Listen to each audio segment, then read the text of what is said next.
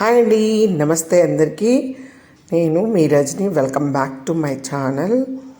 ఈ స్కూల్కి మనం క్యారేజెస్ చాలా స్పీడ్గా చేసుకోవాల్సి వస్తుంది. ఇంట్లో పని అవ్వక ఏదో ఒకటి వండి పంపించడం కన్నా ఇలా క్యారెట్ రైస్ చాలా ఈజీగా చేసేసుకోవచ్చండి. వితిన్ 10 minutesలోనే మనకి క్యారేజ్ రెడీ అయిపోతుంది. స్కూల్కి పంపించేటప్పుడు మనకి క్యారేజ్ చాలా ఇంపార్టెంట్ కాబట్టి వాళ్ళు తినేది కూడా చాలా ఇష్టంగా తినాలి కాబట్టి ఈ విధంగా క్యారెట్ రైస్ చాలా ఈజీగా ప్రిపేర్ చేసుకుందాం. దీనికోసం ముందుగా స్టవ్ వెలిగించి పాన్ పెట్టుకొని పాన్లో కొంచెం ఆయిల్ వేసుకోవాలండి. దీనిలోకి పచ్చెనగపప్పు 1 స్పూన్ అంతా, అలాగే మినప్పప్పు 1 స్పూన్ అంతా, ఆవాలు కూడా 1 స్పూన్ అంతా వేసుకొని మంచిగా చిటపట అనే వరకు ఫ్రై చేసుకోవాలి.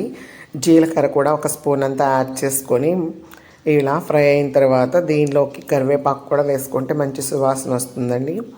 ఈ విధంగా ఫ్రై అయిపోయిన తర్వాత దీంట్లోకి ముందుగానే నేను కట్ చేసి పెట్టుకున్నానండి 2-3 నుంచి టమాటాలు తీసుకోవాలి. వాటిని కట్ చేసుకోవాలి ముక్కలుగా. ఒక పెద్ద సైజు ఉల్లిపాయను ఒకటి తీసుకొని చిన్న ముక్కలుగా కట్ చేసుకోవాలి. పచ్చిమిర్చిని కూడా 2 చిన్నగా కట్ చేసుకున్నాను. ఈ విధంగా కట్ చేసుకున్న ఆనియన్స్, పచ్చిమిర్చి వేసేసుకోవాలి. ఈ విధంగా కొంచెం చిన్నగా సిమ్లోనే పెట్టుకోవాలండి మంట. ఈ విధంగా ఫ్రై చేసుకుంటూ ఉండాలి, మధ్యలో కలుపుకుంటూ ఉండాలి, లేదంటే ఆనియన్స్ బాగా ఫ్రై అయిపోతాయి అన్నమాట. మరీ ఎక్కువగా ఏం ఫ్రై అవ్వాల్సిన అవసరం లేదు. ఉల్లిపాయ, పచ్చిమిర్చి మంచిగా ఫ్రై చేసుకోవాలి. దీనిలోకి ఒక 7 నుంచి 10 వరకు జీడిపప్పులు వేసుకుంటున్నానండి. జీడిపప్పులు వేసుకుంటే చాలా బాగుంటుంది, పిల్లలు కూడా ఇష్టంగా తింటారు కదా. ఇలా మరి ముందుగా వేసుకుంటే బాగా మాడిపోతాయి అని చెప్పి నేను కొంచెం ఆనియన్స్ ఫ్రై అయిన తర్వాత వేసాను. ఈ విధంగా కొంచెం ఫ్రై చేసుకోవాలి. తర్వాత నేను క్యారెట్ కూడా ఒక పెద్దది తీసుకున్నాను, తురుముకోవాలండి. అప్పుడు మనకి చాలా త్వరగా ఫ్రై అయిపోతాయి అన్నమాట. టమాటా ముక్కలు వేసుకోవాలి. వీటిని కొంచెం పెద్దగానే కట్ చేశాను, ఎందుకంటే వాటి స్కిన్ ఈజీగా తీసేయచ్చని. ఇలా కలుపుకుంటూ ఉండాలి చిన్న మంట మీద పెట్టుకొని. తర్వాత మూత పెట్టేసుకుంటే మనకు చాలా త్వరగా ఇలా మగ్గిపోతాయి అన్నమాట. ఇలా మగ్గిపోయిన వాటిని గరిటతో ప్రెస్ చేస్తే మంచిగా పేస్ట్లు అయిపోతాయి. ఇలా కలుపుకుంటూ ఉంటే ఈజీగా టమాటా పేస్ట్ అయిపోతుంది మనకి. దీనిలోకి ముందుగా తురిమి పెట్టుకున్నాం కదా, ఆ క్యారెట్ని వేసేసుకోవాలి. నేను పెద్ద క్యారెట్ తీసుకున్నాను, మీరు కావాలంటే చిన్నదైనా 2 వరకు తీసుకోండి, పెద్దదైతే 1 తీసుకుంటే సరిపోతుంది. ఈ విధంగా తురిమేసి వేసేసుకోవాలి. మధ్యలో కలుపుకుంటూ ఉండాలి. తురిమిన క్యారెట్ కాబట్టి మనకు చాలా త్వరగా మగ్గిపోతుంది. ఈ విధంగా ఉడికిన తర్వాత 2-3 నిమిషాలు ఫ్రై చేసుకోవాలి. దీనిలోకి 1 స్పూన్ అంతా అల్లం వెల్లుల్లి పేస్ట్ వేసుకొని మంచిగా కలుపుకోవాలి. మంచి సువాసన వచ్చే వరకు ఫ్రై చేసుకోవాలి. ఇలా ఫ్రై అయిన తర్వాత 1 స్పూన్ అంతా సాల్ట్ యాడ్ చేసుకోవాలి. తర్వాత చిటికెడు పసుపు వేసుకోవాలి.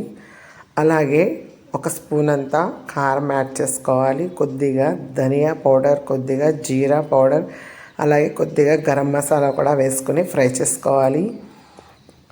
ఈ విధంగా కొంచెం సిమ్లోనే పెట్టుకొని ఫ్రై చేసేసుకోవాలి. ఈ విధంగా ఫ్రై అయిన తర్వాత దీనిలో మనం ముందుగా ఉడికించి పక్కన పెట్టుకున్నానండి రైస్, 1 బౌల్ అంతా రైస్ని వేసేసుకోవడమే. ఎంతో ఈజీగా టేస్టీగా ఉంటుంది. అలాగే పిల్లలే కాదు పెద్దవాళ్ళు కూడా చాలా ఇష్టంగా తింటారు. అంత స్పైసీగా ఇంకా రుచిగా కూడా ఉంటుంది. 1 స్పూన్ అంతా నెయ్యి కూడా యాడ్ చేసుకుంటున్నాను. ఈ విధంగా చేసుకుంటే రుచి ఇంకొంచెం పెరుగుతుందని వేసాను అనమాట. మీకు కావాలంటే వేసుకోండి, లేదంటే స్కిప్ చేసేసుకోండి. మొత్తం నెయ్యితో చేసుకున్న చాలా కమ్మగా ఉంటుంది. ఈ విధంగా రైస్ మొత్తం వేసేసుకొని కలుపుకోవాలి. 2 నిమిషాలు అలా ఫ్రై చేస్తే గరం మసాలా పచ్చివాసన పోతుందన్నమాట.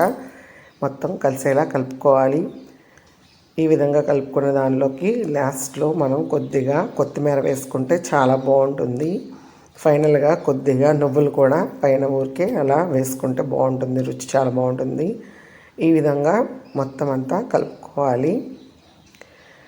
మీరు కనుక ఈ వీడియోని మొదటిసారిగా చూసినట్లయితే సబ్స్క్రైబ్ చేసుకోండి. అలాగే వీడియో నచ్చినట్లయితే మీ ఫ్రెండ్స్కి ఇంకా ఫ్యామిలీ మెంబర్స్కి షేర్ చేయండి. మరిన్ని రెసిపీస్ కోసం NRBM కుకింగ్ ఛానల్ని తప్పకుండా ఫాలో అవ్వండి.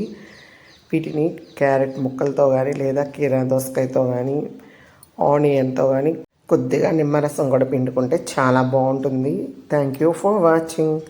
Just subscribe చేసుకుందరు.